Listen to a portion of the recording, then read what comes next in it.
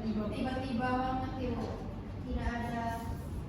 Tadi saya lihat, tapi lagi main bu.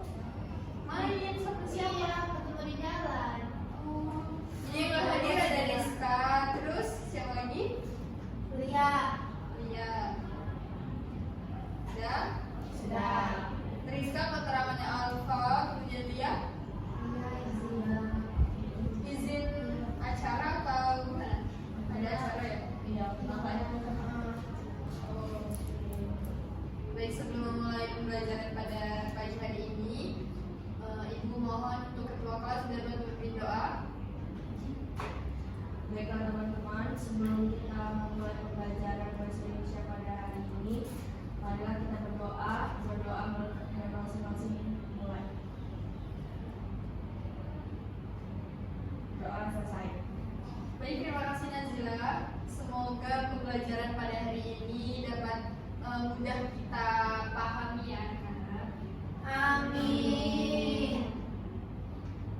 Kita belajar apa bu hari ini? Sebentar ya, Ibu.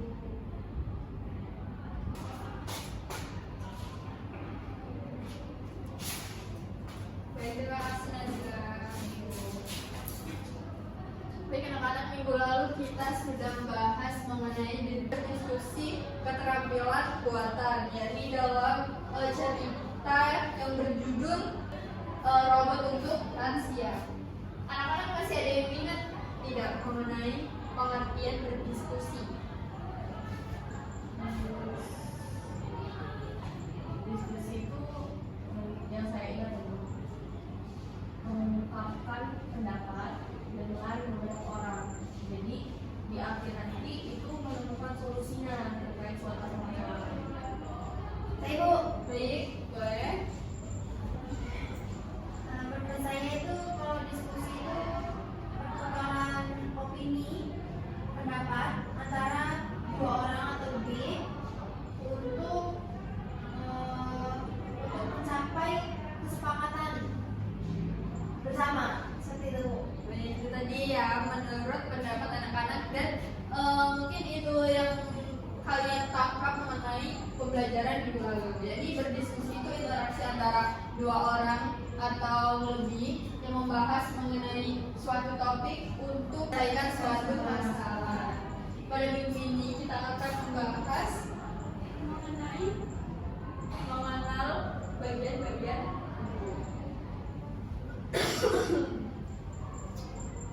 anak-anak bisa buka bukunya pada halaman 130. Boleh dibuka dulu ya. Ya. Jadi yang pertama kita akan membahas mengenai bagian sampul buku. Ini kita bahas untuk entah itu buku-buku bacaan seperti itu ya anak-anak. Jadi kita di sini ambil contoh dalam buku yang berjudul Kitab dan Buku. Bagian sampul buku itu terdiri atas judul buku, sampul depan buku, penulis buku, dan ilustrator buku. Kemudian ada juga punggung buku. Serta pada bagian belakang buku itu terdapat sinopsis buku, sampul belakang buku, dan kode batang buku. Mungkin kalian sudah tidak asing ya mengenai bagian sampul buku ini. Jadi fungsi bagian sampul buku itu untuk apa aja sih bu? Gitu kan? Yang pertama itu memberikan informasi awal tentang isi buku. Kemudian yang kedua ada Menarik perhatian pembaca. yang terakhir ada Mengenalkan identitas pembuat buku. yang pertama memberikan informasi awal tentang isi buku. Jadi pada sampul buku ini dapat nih seperti ini contohnya ya anak-anak. Ini adalah buku interaktif bahasa Indonesia. Berarti kan kita sudah mengetahui ya bahwa isi buku itu mengenai pelajaran bahasa Indonesia gitu.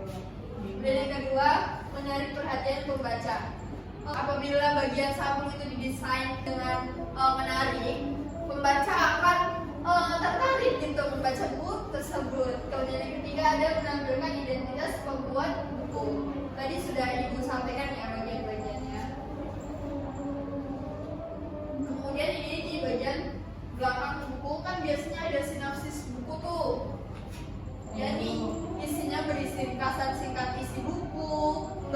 gambaran cerita. Maksudnya gambaran cerita itu berarti yang terdapat dalam buku tersebut, seperti itu anak-anak. Kemudian yang terakhir ada bagi pembaca menentukan minat terhadap buku. Ya, karena masih azan, kita tunda terlebih dahulu. Kita tunggu sampai azan selesai.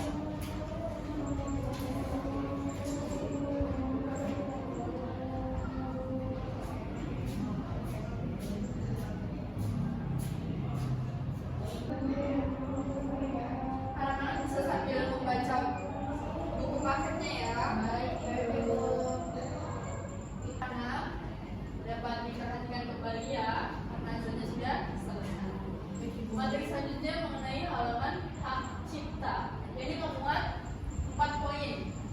Coba anak-anak bisa bantu Ibu untuk membacakannya. Saya Ibu. Boleh? Untuk halaman hak cipta, yang pertama itu ada penulis, ilustrator, editor, dan desainer. Yang kedua, informasi penerbit dan alamat. Yang ketiga, tahun terbit. Dan keempat, pernyataan perlindungan hak cipta. Baik, terima kasih Novera. Tadi isi dalam halaman hak cipta. Kemudian yang selanjutnya ada daftar isi. Ada yang ingin bantu Ibu untuk bantu membacakannya? Boleh, Nazila. Di dalam daftar isi itu memuat urutan bab dan halaman agar memudahkan mencari bagian tertentu dalam buku yang akan kita baca. Baik, itu tadi ya isi pada bagian daftar isi. Jadi terdapat ada urutan bab, terdapat urutan bab, kemudian ada halaman. Juga memudahkan pembaca dalam mencari bagian tertentu dalam buku. Selanjutnya bagian penutup buku. Bagian penutup buku itu berisikan referensi atau daftar rujukan, kemudian ada glosarium, ada catatan, dan ada biodata penulis dan tim pembuat buku. Kemudian pada halaman 103 dapat kalian buka di buku paketnya itu ada perbedaan buku fiksi dan buku non fiksi. Jadi buku fiksi itu berisi cerita rekaan atau khayalan. Di sini ada yang bisa kasih contoh ke Ibu, Kak, buku fiksi itu seperti apa? Saya Boleh, Nazila? buku fiksi itu biasanya novel, cerita pendek, seperti itu. Benar banget ya apa kata Nazila tadi. Buku fiksi itu terdiri atas novel, kemudian ada dongeng, ada cerpen, itu termasuk dalam buku fiksi. Dan buku non fiksi itu berdasarkan fakta dan kenyataan setelah informasi dapat dibuktikan. Kalau buku fiksi tadi itu kan berupa novel, dongeng, dan sebagainya. Sedangkan buku non fiksi itu seperti apa, rekan? Biasanya buku pelajaran, lalu buku ensiklopedia, lalu tentang biasanya ada buku yang ujuk aja di dunia gitu. Ya, benar banget apa kata Nazila tadi. Jadi anak-anak ada yang masih dibingungin nggak buat bedain antara buku fiksi dan buku non fiksi? Kita Ibu. Baik, jika tidak, coba anak-anak Ibu arahkan untuk membuat satu kelompok yang berisi 3 orang. Baik, dapat duduk melingkar sesuai dengan kelompoknya. Ibu beri waktu selama 2 menit ya.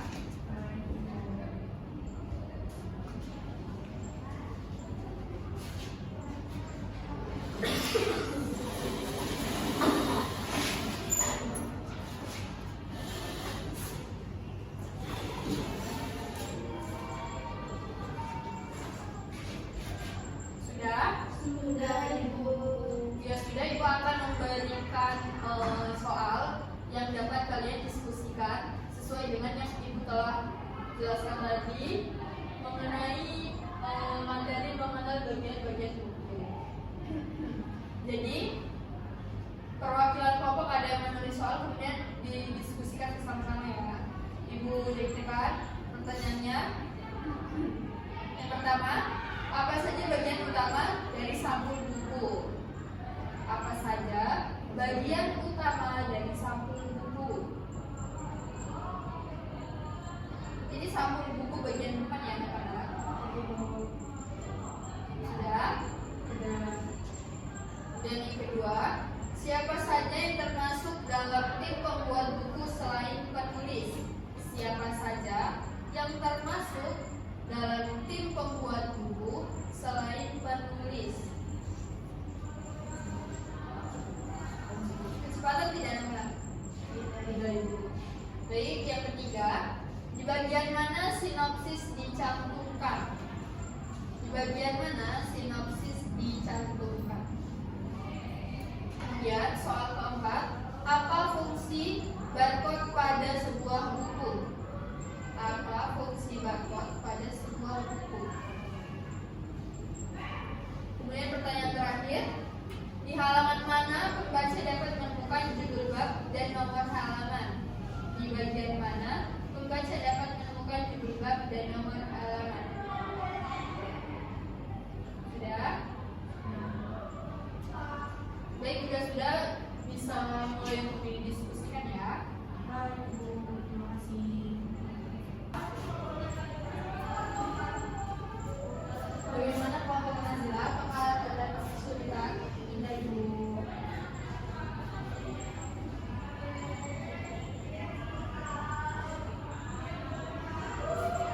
Jika sudah, nanti ada perwakilan tiap kelompok untuk memaparkan hasil diskusinya ya.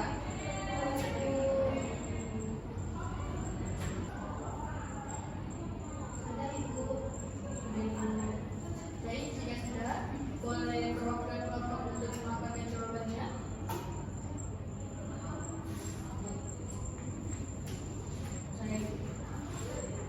Boleh Nazila? Di sini ya. Nomor 1. Apa saja bagian-bagian utama yang terdapat pada sampul depan di sebuah buku? Adapun bagian-bagian utama pada sampul depan buku adalah judul buku, nama penulis, nama ilustrator, dan gambar atau ilustrasi sampul.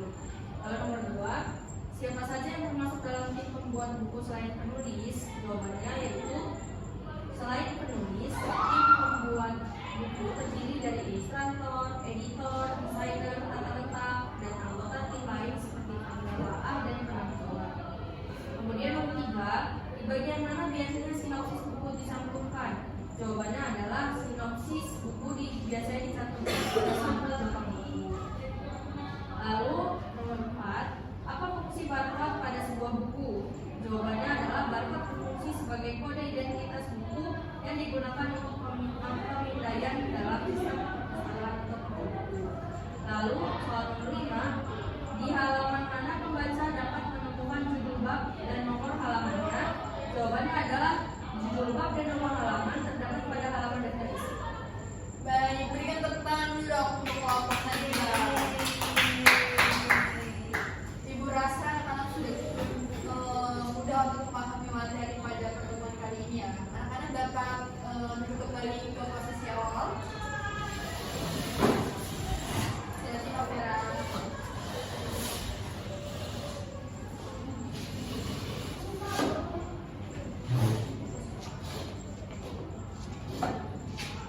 Jadi tadi kita sudah bahas mengenai sampul buku, kemudian ada sinopsis, hak cipta, lalu ada barcode juga.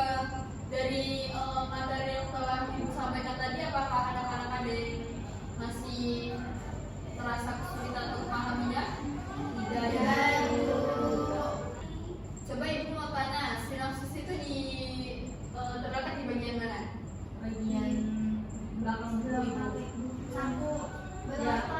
Ya, belakang sampul. Apa bagian belakang buku? Benar banget ya.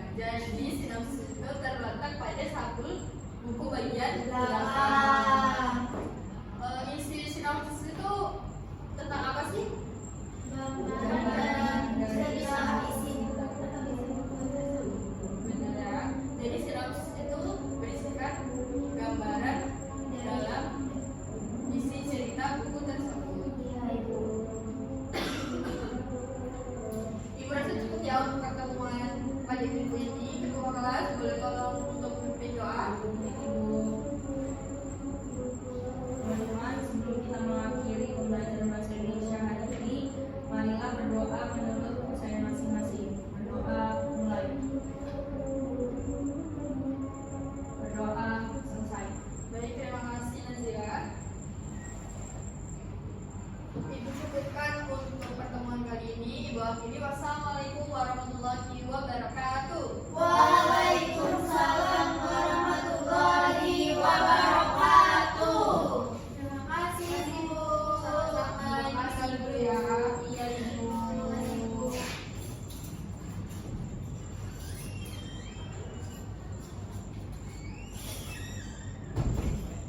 Baik, saya Nazila Zahra dengan NPM 2313041030 sebagai observasi tulis dan observasi lisan dari nama calon guru Rizka Aprilia dengan NIM 2313041032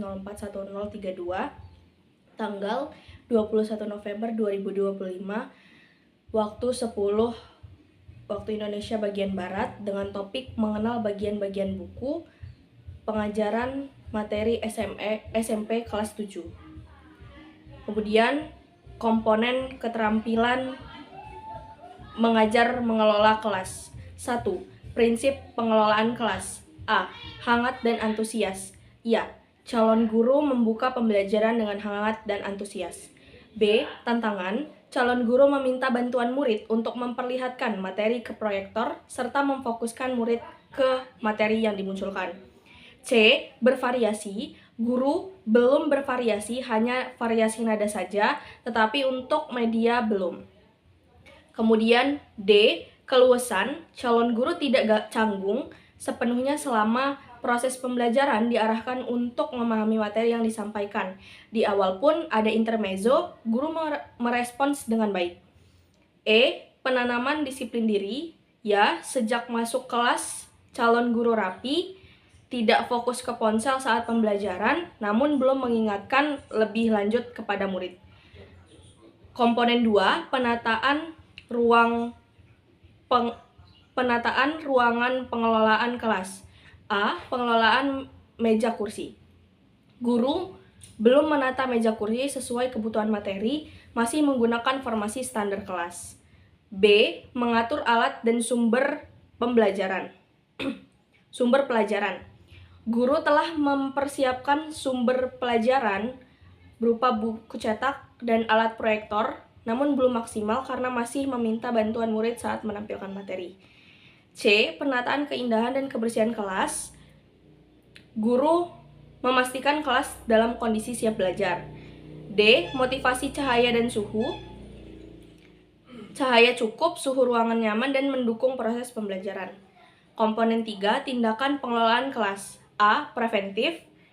Sikap tanggap, perhatian, keterlibatan, dan lain-lain. Calon guru memberikan perhatian penuh, responsif terhadap pertanyaan gerak-gerik murid. Ada sikap keterlibatan aktif dalam memantau murid. Kemudian memberi perhatian pada waktu yang bersamaan.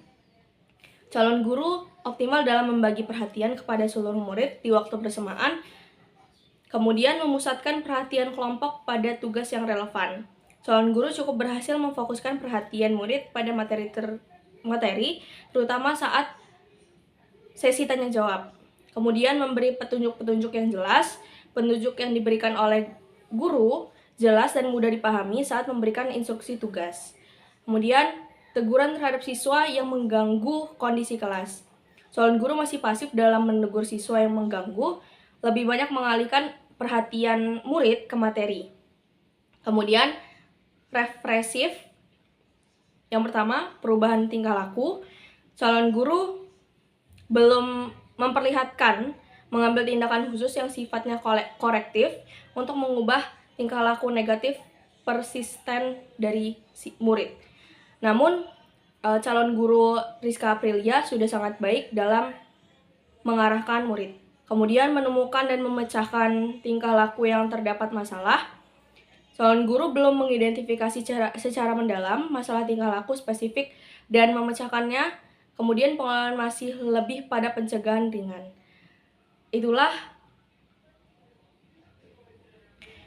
Itulah observasi tulis dan observasi lisan, keterampilan mengajar mengelola kelas dari nama calon guru Rizka Aprilia. Terima kasih.